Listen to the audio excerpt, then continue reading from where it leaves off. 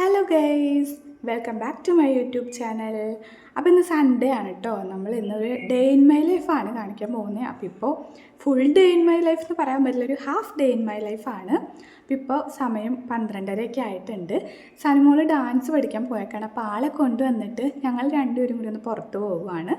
വേറെ ഒന്നിനല്ല, സനുവിൻ്റെ ഫ്രണ്ടിന് best friend ഉണ്ട്, അഹി എന്നാണ് പേര്. അപ്പോൾ ആളെ കണ്ടിട്ട് കുറേ നാളായി. രണ്ടുപേരും സെപ്പറേറ്റ് സ്കൂളിലാണ്. ഞാൻ കുറേ വ്ളോഗ്സിലൊക്കെ പറഞ്ഞിട്ടുണ്ട്.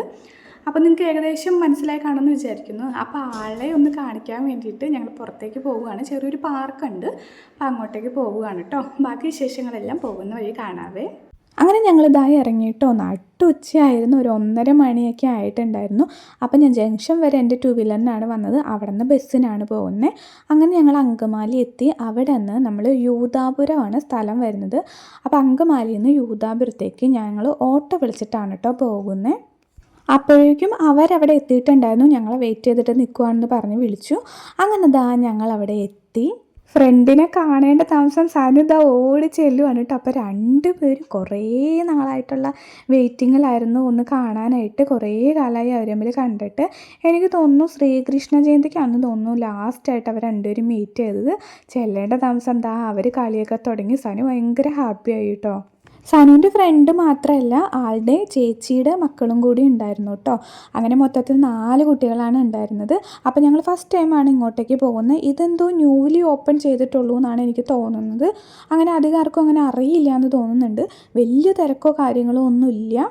4 പേരും കൂടി ഒറ്റ ഫ്രെയിമിൽ ഒരു ഫോട്ടോ എടുക്കാൻ വേണ്ടിയിട്ടാണ് കേട്ടോ ഇപ്പോഴും നിർത്തിയേക്കുന്നത്. അവർ നല്ല രീതിയിൽ ഇരുന്നും തരുന്നുണ്ടായിരുന്നു. ഇതാണ് കേട്ടോ എൻ്റെ ഫ്രണ്ട്. നിങ്ങളെല്ലാവരും എൻ്റെ വ്ളോഗ്സിലൊക്കെ കണ്ടിട്ടുണ്ടാകും. സൈത്തേട്ടൻ്റെ ഫ്രണ്ടാണ് ആളുടെ ഹസ്ബൻഡ്. അങ്ങനെയാണ് ഞങ്ങൾ തമ്മിലുള്ള പരിചയം. പിന്നീട് ഞങ്ങൾ തമ്മിലും ഭയങ്കര ഫ്രണ്ട്സായി. ഞങ്ങളുടെ മക്കൾ തമ്മിലും അതിനപ്പുറത്തേക്ക് ഫ്രണ്ട്ഷിപ്പ് വളർന്നു. ക്ലാസ്സിലും ഡാൻസിലും എല്ലാത്തിലും ഒരു ഒരുമിച്ചായിരുന്നു കേട്ടോ. ഇപ്പോൾ ഒരു സെപ്പറേറ്റ് സ്കൂളിലൊക്കെയാണ് പഠിക്കുന്നത്. അപ്പോൾ വല്ലപ്പോഴൊക്കെ ഫ്രണ്ടിനെ ഒന്ന് മീറ്റൊക്കെ ചെയ്യുന്നതല്ലേ അവരുടെ ഒരു സന്തോഷം. ഒന്ന് കൂടാലോ. പിന്നെ ഇവിടെ വന്നിട്ട് എനിക്ക് എന്താ പ്രത്യേകത തോന്നിയെന്ന് വെച്ചാൽ, സാധാരണ നമ്മളൊരു പാർക്കിലൊക്കെ പോകുമ്പോൾ നമ്മൾ കുട്ടികളുടെ പുറകെ നടക്കണം അല്ലേ. അവർ വീഴോ ഇല്ലയോ, എങ്ങോട്ടേക്കാണ് പോകുന്നത്, അങ്ങനെയൊക്കെ നമ്മൾ നോക്കി നടക്കണം. ഇവിടെയെന്ന് വെച്ചാൽ അധികം സ്പേസോ കാര്യങ്ങളോ ഒന്നുമില്ല. അപ്പോൾ നമുക്ക് റെസ്റ്റ് എടുത്താലും കുട്ടികൾ എവിടെയാണ് കളിക്കാൻ പോകുന്നതൊക്കെ നമുക്ക് നേരെ കാണാം. നമുക്കവിടെ നല്ല പീസ്ഫുള്ളായിട്ട് ഇരിക്കുകയും ചെയ്യും. അപ്പോൾ ഇതാണ് കേട്ടോ പേര് വരുന്നത്, ഫൺഫിനിറ്റി എന്നാണ്. അങ്ങനെ ഞങ്ങൾ 4 മണിയൊക്കെ ആയപ്പോഴത്തേക്കും അവിടെ നിന്ന് ഇറങ്ങി നേരെ ഒരു റെസ്റ്റോറൻറ്റ് കയറി. നല്ല വിശപ്പുണ്ടായിരുന്നു.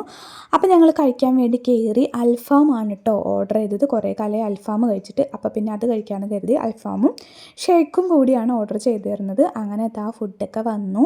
ഞങ്ങൾ കഴിച്ചുകൊണ്ടിരിക്കുവാണ്.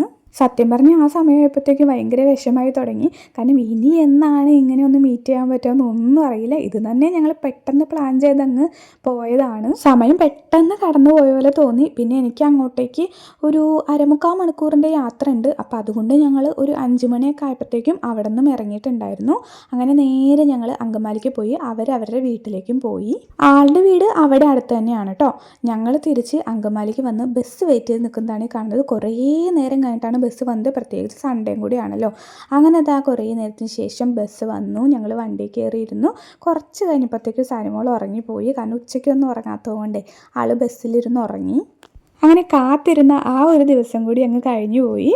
അങ്ങനെ ഞങ്ങൾ ജംഗ്ഷനിലെത്തി. അപ്പോൾ എൻ്റെ വണ്ടി ഇവിടെ ഇരിക്കുന്നുണ്ട്. അപ്പോൾ ഒന്ന് ഇത്ര ഉള്ളൂ കേട്ടോ. എല്ലാവർക്കും ഇഷ്ടപ്പെട്ട് ലൈക്ക് ചെയ്യാൻ മറക്കല്ലേ.